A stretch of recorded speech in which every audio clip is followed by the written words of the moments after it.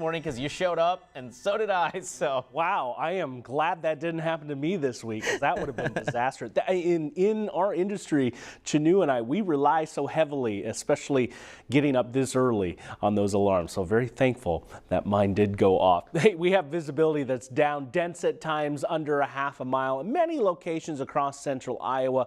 Northwest side of the state, southeast, extreme southeast, not quite as bad in that regard.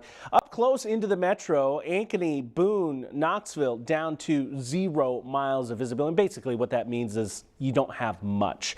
You can obviously see, but it does make driving a little difficult. Kind of a spooky layer as you look out there. It's actually very shallow, but once you get into it, it is dense. So be prepared for that. 43 for that temperature out the door if you're just getting out to work on this Friday morning. Upper 30s and low and mid 40s, and generally speaking, where those temperatures are warmer, you're not going to have quite as bad fog, but still we have very light and variable winds, calm across many locations of central Iowa today. High pressure overhead responsible for that, and given recent rains from yesterday, it's an ideal setup for seeing fog come into the picture.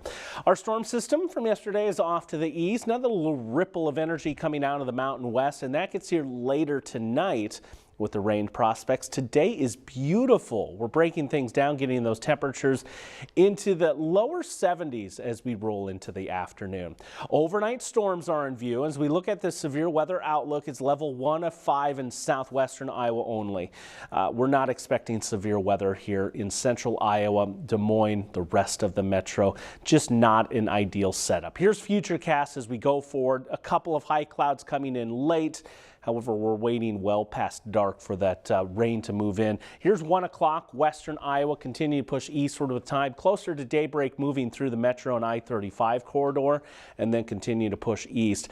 If you do have morning events, it will be a bit damp, but the afternoon should clear up on Saturday. I think it's a good ½ inch to 3/4 of an inch, fairly widespread across central Iowa, and we can absorb that amount of rain. That's good. We do have some full rivers in southern Iowa, though.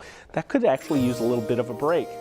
Haven't been able to say that in months. 74 for that temperature today. A little cooler with the dampness around on Saturday. It is a cold front too, so 67. We'll start to bounce back through the back half of the weekend, and early next week those temps do warm.